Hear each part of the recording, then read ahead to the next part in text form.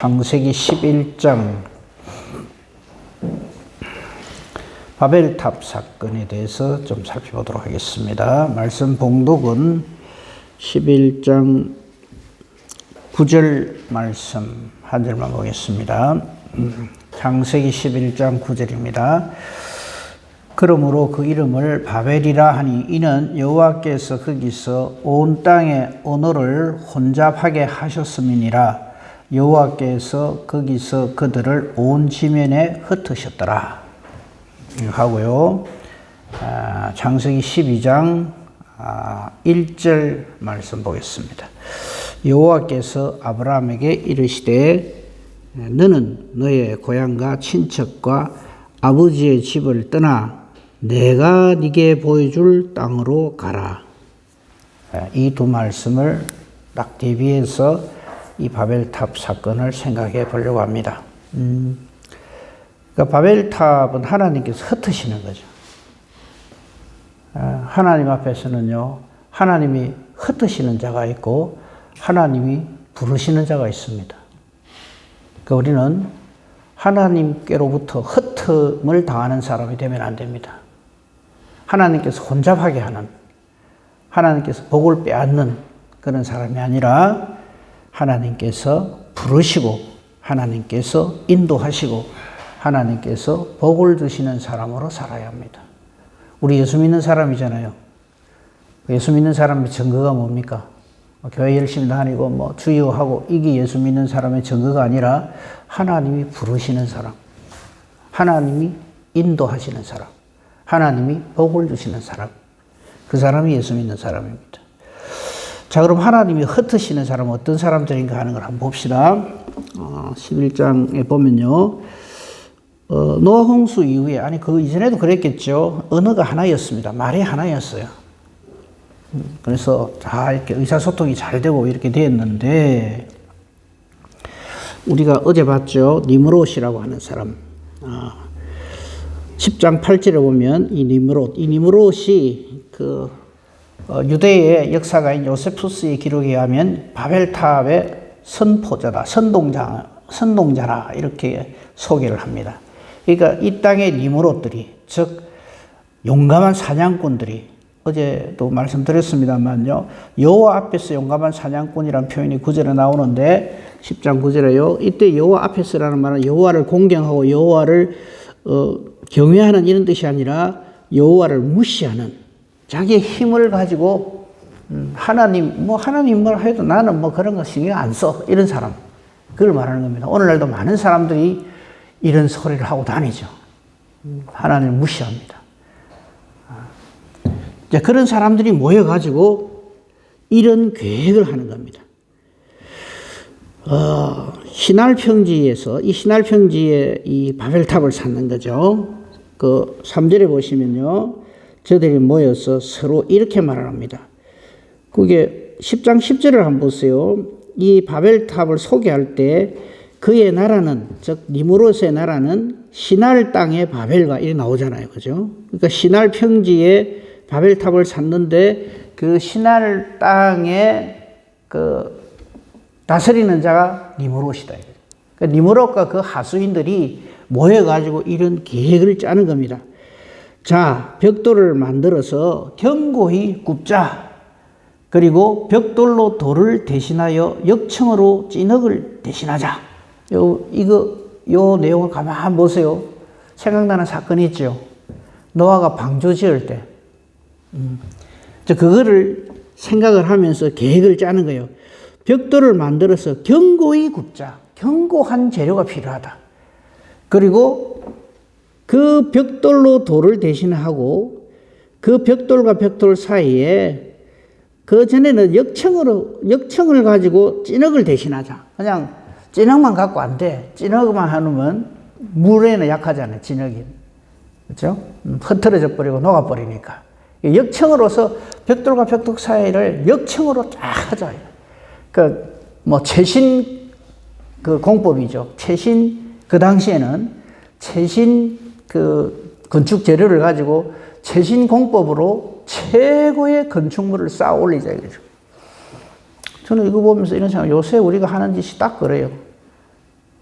뭐 저는 잘 익숙하지 못한 겁니다만 뭐 요즘 핸드폰도 그냥 핸드폰 가지고 뭐 저는 그냥 뭐 핸드폰 전화 주고받고 메시지 주고받고 이 정도인데 별짓을 다 하잖아요. 그죠? 이 갖고 더 나가고 더 나가고 더 나가고 그래 하죠. 못 따라가죠.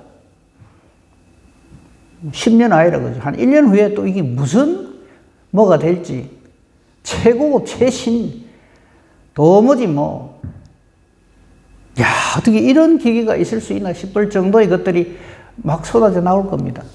뭐 AI 시대라 해가지고요. 근데 그게 자꾸 이렇게 마음이 흔들리고 그러면 안 됩니다. 그거하고 아무 상관없습니다. 예수 믿는 거는. 아무튼 이 당시에 최첨단의 그 어떤 기술력, 그 고급 인력을 자랑하는 사람들이 이렇게 모여가지고 이런 결론을 내립니다. 벽돌을 만들자. 그냥 돌 가지고 했더니 노아 홍수 때 보니까 뭐 이거는 뭐 여지없더라. 그러니까 견고히 구운 벽돌을 가지고 앞으로의 모든 우리 건축할 것을 대신하는 건축물 자재로 쓰자. 그 다음에 벽돌과 벽돌 사이를 전에는 돌과 돌 사이를 찐흙으로 했는데 그거 갖고 안 된다. 노아 홍수 때 역청으로 하니까 까딱 없었지 않냐. 그러니까 역청을 가지고 이걸 하자. 그래가지고 뭘 하겠다는 겁니까? 4절에 그 목적이 나옵니다. 이렇게 저들은 의견을 모읍니다. 자, 성읍과 탑을 건설하자. 그 탑을, 그 탑 꼭대기를 하늘에 닿게 하자. 말도 아니죠, 그죠? 근데 사람들은 이렇게 생각합니다. 하늘에 닿게 하자. 우리 이런 최첨단 기술을 가지고는 이거는 뭐 신도 여기에는 아마 생각을 못했을 거야. 이런 식으로 사람들은 자기들을 과신을 합니다. 자기들을 이렇게 이름 내는 것을 좋아합니다. 하늘에 닿게 하자. 그리고 우리 이름을 내자. 그리고 지면에 흩어짐을 면하자. 이겁니다. 그러니까 하나님께 도전하는 거죠. 그러니까 노아 홍수 때 인류가 멸망당한 이유는 그보다 더 높은 데가 없었기 때문에 망했다. 그러니까 우리는 하늘에 닿게 하는 탑을 만들어서 하나님께서 그렇게 치실 때도 우리는 그걸 이겨내자 이거죠. 뭐 오늘날 예수 안 믿는 사람들이 그거잖아요. 뭐 기독교인들은 마지막 때 예수가 뭐 재림해갖고 뭐 우리를 심판한다 하는데 우리는 그걸 안 믿을 뿐만 아니라 우리 나름대로 다 계획이 있다 이렇게 생각하는 사람들이죠. 이제 그 계획을 이상한 종교의 이름으로 자기 신념으로 어떤 인간으로부터 고안해낸 어떤 걸 가지고 그래서 미래를 대비하라 그러면 예수를 믿어야 될 긴데 뭐합니까? 뭐 핵폭탄, 핵전쟁이 일어나도 우리는 뭐 까딱없이 지낼 수 있는 어떤 시설물을 뭐 만든다든지 어떤 공격이 들어올지 그걸 어떻게 방어를 한다든지 이런 데만 신경을 쓰죠. 이거 똑같은 거예요. 우리 이름을 내자. 우리가 하나님을 대신하자. 그리고 어떤 외부 세력, 그것이 설령 신이라 할지라도 우리를 멸망시키려 하면 그거를 딱 막아서자. 이거죠. 이 일에 대해서 하나님께서는 옳지 않게 보셨습니다. 그리고 6절에 이런 말씀하십니다. 하나님이 하신 말씀입니다. 이 사람들이 이렇게 하니까 이후로는 6절 후반절입니다. 그 하고자 하는 일을 막을 수 없으리로다. 하나님의 능력을 오버한다 이런 뜻이 아니라 갈수록 사탄에게 이렇게 사탄의 하수인들이 되어서 모든 하나님의 일에 반대를 하고 하나님 뜻을 거역하겠구나 이런 뜻입니다. 그래서 이들을 흩어버리자. 그 방법으로는 서로 의사소통이 안 되도록 하십니다. 서로 알아듣지 못하게 하십니다. 그래서 저들이 흩어졌습니다. 그러므로 9절에 그 이름이 바벨이라. 여호와께서 그들의 언어를 혼잡하게 함으로써 그들을 온 지면에 흩어버렸어요.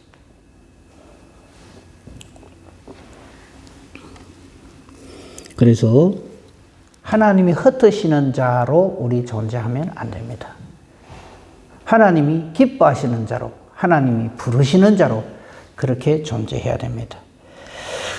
그리고 이 바벨탑 사건 다음에 그 앞에 우리가 10장에서부터 그 함의 그 족보를 봤잖아요. 함의 족보에서 참 기가 막힌 하나님께 거역하는 인물들이 많이 나왔었죠. 그죠? 그하고 대비를 해서 셈의 족보를 보면요. 상대적으로 셈의 족보 한번 보세요. 11장 17절 이후에 쭉 보면 싶은 사람이 없어요. 눈에 탁 띄는 사람이 없어요. 그냥 누가 누구를 낳았고 누가 누구를 낳았고 저도 성경을 뭐 본다고 봅니다만 이 중에 이 이름을 눈에 띄는 이름이 거의 없어요. 그러다가 끝부분에 가서 23절부터 싶은 사람들이 나오기 시작합니다. 나홀 그리고 24절에 데라가 누구냐면 바로 아브라함의 아버지입니다. 그렇죠? 그러니까 많은 사람들이 있는 중에서 하나님께서 부르시는 사람, 하나님의 택함을 입은 사람이라 그렇게 부르죠. 저와 여러분이 지금 예수 이름을 믿고 하나님을 아버지라 부르는 이것이 얼마나 귀하고 복된 일인가 하는 것을 우리 좀 깨달아 알아야 할 것입니다. 그리고 하나님께서 아브라함을 드디어 부르십니다. 12장 1절이죠. 그러니까 11장 9절하고 12장 1절이 딱 대비가 되는 겁니다. 하나님이 흩으시는 자와 하나님이 부르시는 자. 그래서 드디어 우리가 아는 첫 믿음의 조상이라고 우리가 부르는 아브라함이 등장을 합니다. 근데 이게 미리 말씀해 놓은 게 있어요. 거기 보면 그 27절 이하에 데라의 족보라고 되어 있는데 거기에 30절을 보면요. 사레는 임신하지 못함으로, 아브라함의 아내입니다. 사레는 임신하지 못함으로 자식이 없었더라. 톡 던져놔요. 많은 거기에 10절에 보면은 누가 누구를 낳은 거 투성입니다. 생산하는, 이리 많이 생산하는데 하나님이 브레이크를 탁 건 사람이 있어요. 그게 30절. 아브라함의 아내입니다. 사레는 임신하지 못함으로 자식이 없었더라. 이 하나님의 섭리예요. 우리는 이제 그 뒷이야기를 알죠. 하나님이 왜 브레이크를, 사레의 태를 딱 닫으십니까? 하나님의 자녀는 하나님이 낳으신다. 이런 뜻입니다. 그러니까 아브라함과 사라 사이에 이삭을 주시잖아요. 그러니까 이삭은 사람의 눈으로 보기에는 아브라함의 아들이죠. 근데 실상은 하나님의 아들입니다. 하나님의 자녀입니다. 저와 여러분도 마찬가지입니다. 우리 육신의 부모님들이 다 계시잖아요. 그분들이 훌륭하셔서 내같이 귀한 아들과 딸을 존재케 하셨다. 예, 그렇게 생각해도 괜찮습니다. 그런데 진짜 배기는 뭡니까? 하나님께서 기적 같은 은혜의 부르심으로 하나님이 부르시는 자가 되어서 저와 여러분이 지금 하나님을 아버지라 부른다 이 말입니다. 그 힌트가 바로 이 30절입니다. 사례는 임신하지 못함으로. 그 지금 후손들 족보 이야기를 쭉 하면서 족보가 이어지려고 그러면 어찌해야 됩니까? 낳고 이래야 되는데. 그죠? 여기서부터 벌써 하나님은 아브라함을 딱 택하셔서 부르십니다. 그리고 31절에 보면 아브라함의 아버지 데라의 이야기가 쭉 나오는데 이런 것들에 대한 설명을 창세기에서만 찾아보려고 그러면 없어요. 근데 요거 한번 봅시다. 12장 5절을 한번 봅시다. 내일 볼 것입니다만요. 아브라함이 하나님께서 이제 1절에 말한 대로 내가 네게 보여줄 땅으로 가라 할 적에 하나님께서 보여주시는 땅이 어디냐면 가나안 땅이죠. 이 말을 들을 적에 이 창세기 1차 독자인 출애굽 1세대는 이게 무슨 뜻인지 금방 알아듣는 거예요. 왜 우리가 가나안 땅으로 가야 되는가? 하나님께서 저들의 조상 아브라함을 부르시면서 약속한 그 땅이 바로 가나안 땅인 거예요.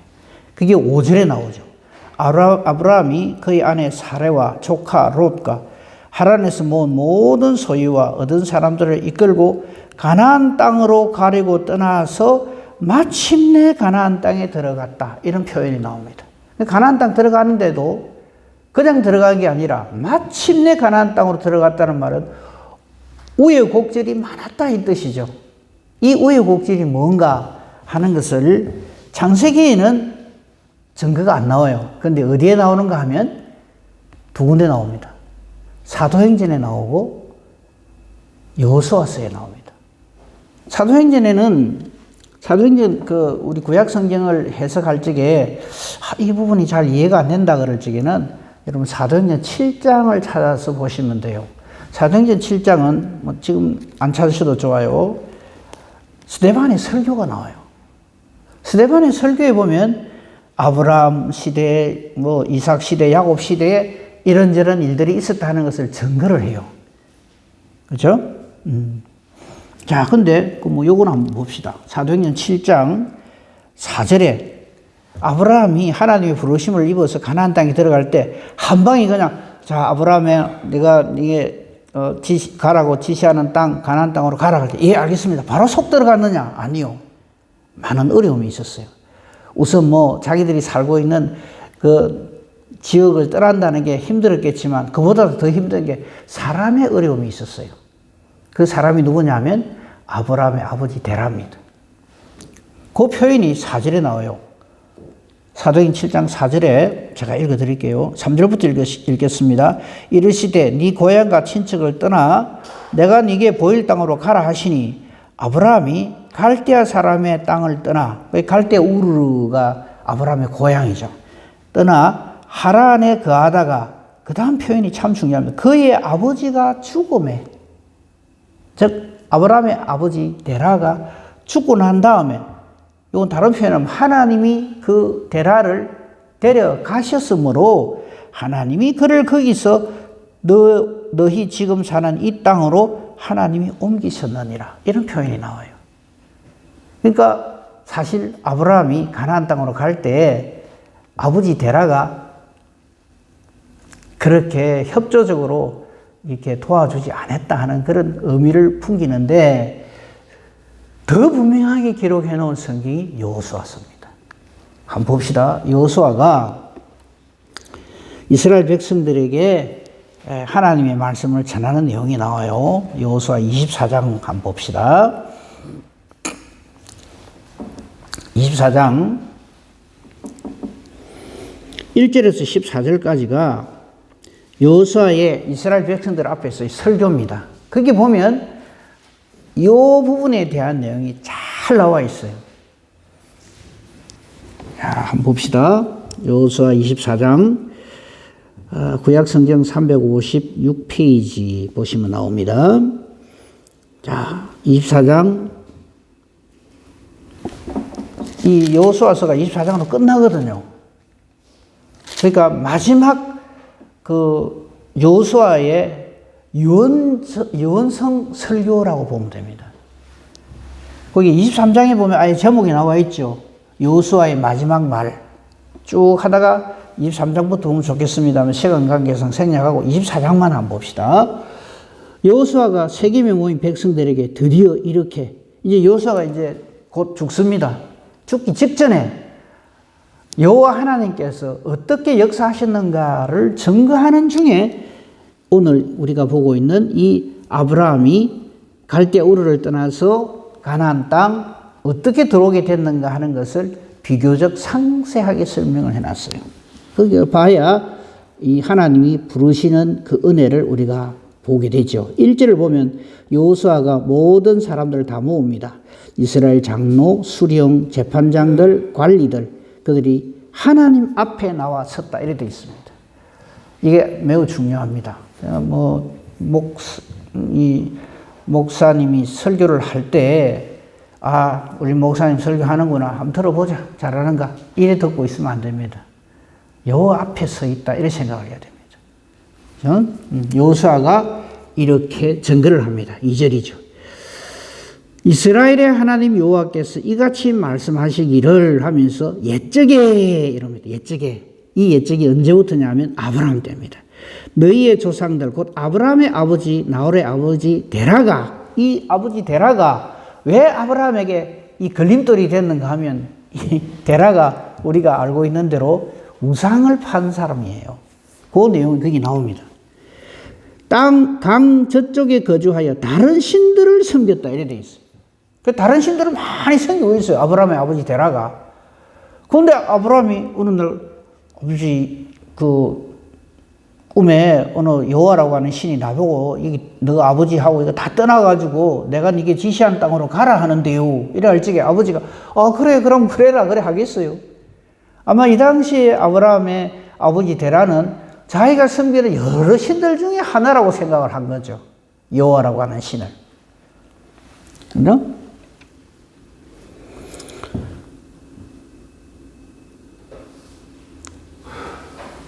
3절 보십시오. 여호와께서 하시는 말씀입니다. 계속해서 2절에 이스라엘 하나님 여호와께서 이같이 말씀하시기를 하면서 표현하는 중에 3절에 내가 할 적에 이 내가는 여호와 하나님을 말하는 겁니다. 여호수아 아닙니다. 여호와 하나님이 내가 너희 조상 아브라함을 강 저쪽에서 이끌어내어 보십시오. 하나님이 이끌어냅니다. 아브라함이 알아서 여호와 하나님을 찾은 게 아니고요. 하나님께서 아브라함을 강 저쪽에서 이끌어냅니다. 가나안 온 땅에 두루 행하게 하고 그의 씨를 번성하게 하려고 그에게 이삭을 주십니다. 전부 하나님이 하신 일이죠. 그 뒤로부터 쭉 보면 전부 하나님의 역사하심이 기록되어 있어요. 3절 처음 시작이 내가, 5절 처음 시작이 내가, 6절 내가, 7절 내가, 8절 내가, 10절 내가, 그렇죠? 11절 내가, 12절 내가, 13절 내가. 하나님이 하신 일을 쭉 전거를 하는 거예요. 설교는 여러분 우리가 이랍시다 저랍시다가 아닙니다. 하나님이 이렇게 하셨습니다를 전가하는 것이 설교입니다.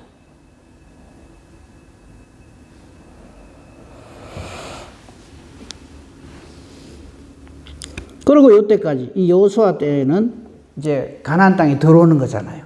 그죠? 그때까지 하나님 역사하신 것을 24장 1절부터 13절까지 여호수아는 딱 증거를 합니다.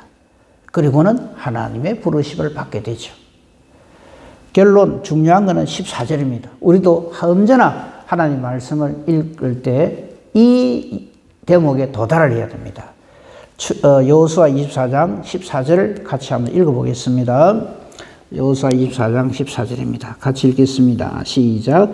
그러므로 이제는 여호와를 경외하며 온전함과 진실함으로 그를 섬기라.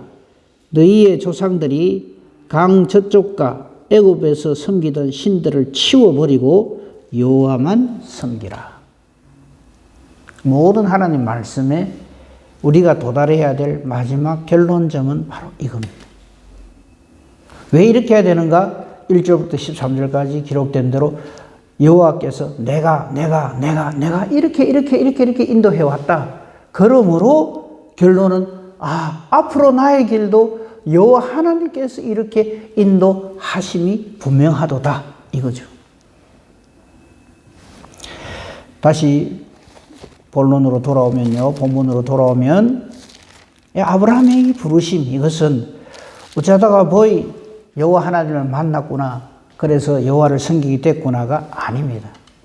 하나님의 만세전부터 작정하신 뜻이 있어서 때가 되면 마침내 하나님께서 아브라함을 부르시는 거죠.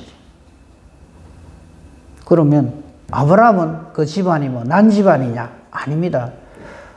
우리 인간의 그 계보에 족보에 하나님 보시기에 괜찮은 족보는 아무도 없습니다.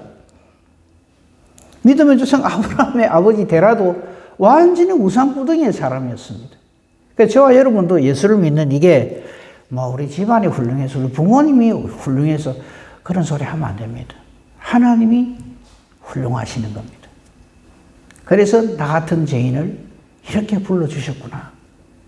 항상 그 결론에 도달을 해야 됩니다. 그죠? 바벨탑의 사람 되면 안 됩니다. 하나님이 흩어버리는 사람 되면 안 됩니다. 아브라함 그를 왜 믿음의 조상이라 합니까? 우리의 믿음의 내용이 아브라함이 불림을 받은 것과 같아야 됩니다.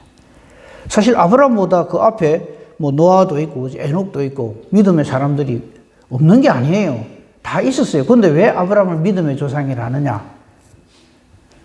아브라함의 믿음이 탁월하다 이 말이 아닙니다. 우리의 믿음의 그 본질이, 내용이 이런 하나님의 부르심이다 하는 것을 분명하게 보여주는 사람이 바로 아브라함이다 이런 뜻입니다. 그래서 우리를 아브라함의 후손이라 하는 거예요. 하나님의 부르심을 입은 사람. 이 은혜와 복으로 오늘도 걱정하지 말고 넉넉하게 믿음으로 승리하며 사는 복된 저와 여러분이기를 우리 주님의 이름으로 축복하며 축원합니다. 아멘. 감사합니다, 하나님. 오늘도 하나님 앞에서 하루를 시작하게 해주시니 감사합니다. 말씀으로 우리를 붙들어 주시고 오늘도 말씀을 통해서 우리가 하나님의 흩으심의 대상이 아니라 하나님의 부르심의 대상인 것을 다시 한번 확실하게 보여주시니 감사합니다. 아브라함이 누린 이 은혜를 우리에게도 허락해 주시니 감사합니다. 오늘도 주님과 동행하는 귀하고 복된 하루가 되게 하소서 기도합니다. 우리의 기도가 그러므로 내 계획과 생각을 말하고 이대로 해주세요가 아니라